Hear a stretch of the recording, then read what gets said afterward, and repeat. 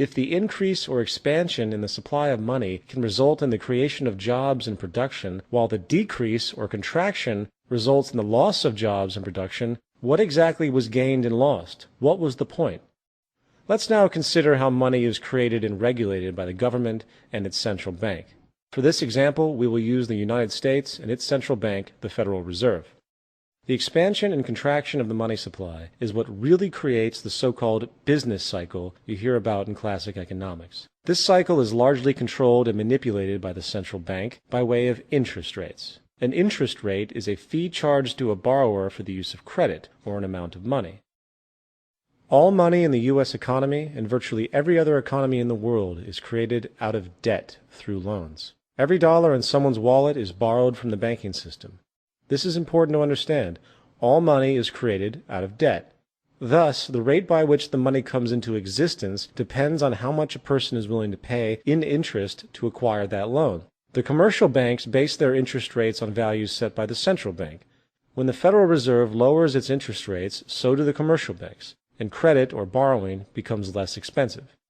When the Fed raises its rates, credit becomes more expensive, and hence borrowing slows. The point here is that the Federal Reserve has the power to influence the interest rates of all banks. This translates into the power to control the amount of money being borrowed and hence the amount in circulation, and, to a certain degree, control over the growth periods and recession periods known as the business cycle. Why does the Fed need to control this? It basically comes down to controlling debt and inflation. If the money supply was allowed to constantly increase or expand, it is simply a matter of time before the market becomes saturated with excess liquidity, stifling the resulting economic growth. This will lead to inflation, depreciating the value of the currency, raising prices. Likewise, since outstanding debt is directly proportional to the money supply because money is created out of debt, the more an economy expands, often the greater the debt that is created. This sets up an inevitable systemic crisis, for the money needed to pay the interest charged on the loans does not exist in the economy outright. Therefore, there will always be more outstanding debt than money in existence. And once the debt grows larger than a person or company can afford, defaults begin, loans slow, and the money supply begins to contract. This particular scenario of debt overpowering and nullifying expansion could be termed financial failure, very simply. And this leads us to the next section. In this section, we will discuss the nature and ramifications of the current worldwide economic collapse and how it has been compounded by the gross selfishness and social irresponsibility of the government and corporate powers. Then, more profoundly, we will discuss the role technology is having in displacing workers and the powerful changes this phenomenon is going to force in the world economy at large. 1. Beyond irresponsibility. The collective external debt of all the governments in the world is now about $52 trillion, according to the CIA's World Factbook. Of the roughly 203 countries in the world today, only 4 do not owe others money. The United States alone has over $12 trillion of this debt as of January 2009. And a study authorized by the U.S. Treasury in 2001 found that in order to keep servicing the debt at its current rate of growth, by 2013, income taxes would need to be raised to 65% of one's income. The whole world is basically bankrupt. But how? How can the world as a whole owe money to itself?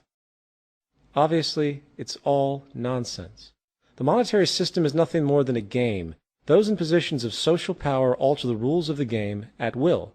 The nature of those rules are guided by the same competitive, distorted mentalities that are used to compete in everyday monetary life. Only this time the game is rigged at its root to favor those who actually run the show. For example, if you have $1 million and put it into a CD at 5% interest, you are going to generate $50,000 a year simply for that deposit. You are making money off of money itself. No invention, no contribution to society, no nothing. That being denoted, if you are a lower or middle class person who is limited in funds and must use credit cards and get interest-based loans to buy your home, then you are paying interest to the bank, which the bank is then turning around and using, in theory, to pay the person's return with the 5% CD. What the bank is basically doing is stealing from the working poor to pay the leisurely rich.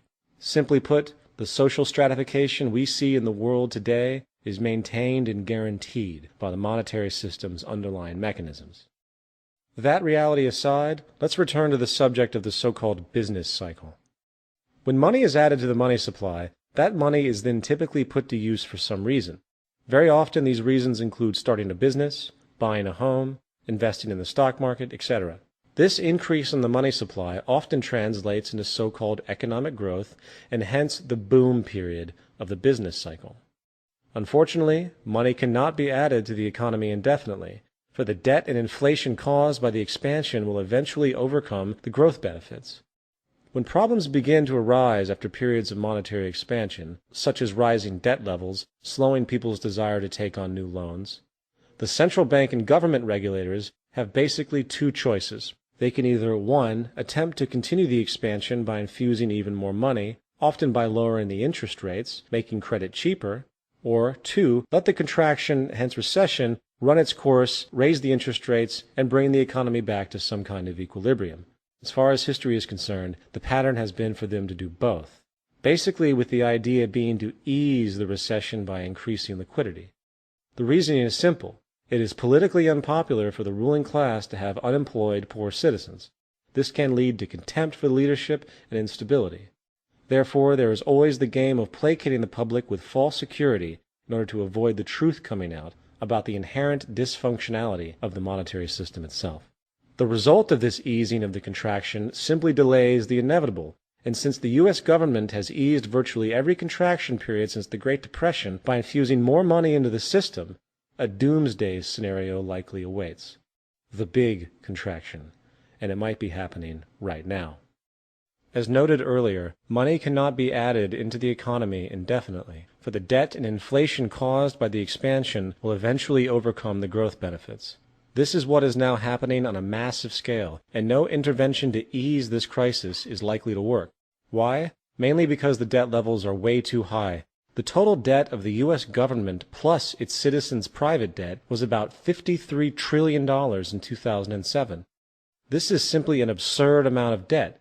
The total U.S. money supply, M3, was only about $12 trillion in 2007, while the annual GDP of the U.S. was only about $14 trillion. Unfortunately, there is very little the U.S. government can do to stop this large contraction if they adhere to the tenets of the monetary system. Even with the insertion of tens of trillions of dollars, it cannot compensate for the imbalance. Plus, if they did this type of liquidity injection, the result would simply exaggerate the stagflation we are now seeing, where inflation and economic stagnation occur simultaneously. 2. The ultimate outsource. Now, in response to these issues, very often people suggest monetary reform as the solution. These suggestions often include going back to the gold standard, outlawing interest, shutting down the Federal Reserve, giving the power of printing money back to the government, etc.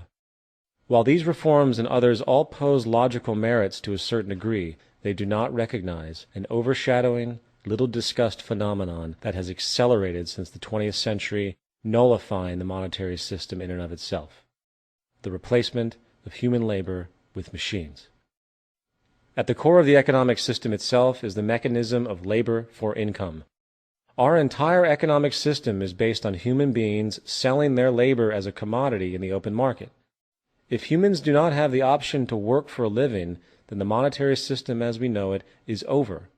No one can buy goods if they don't earn money. Companies cannot afford to produce if the consumer has no purchasing power to buy anything.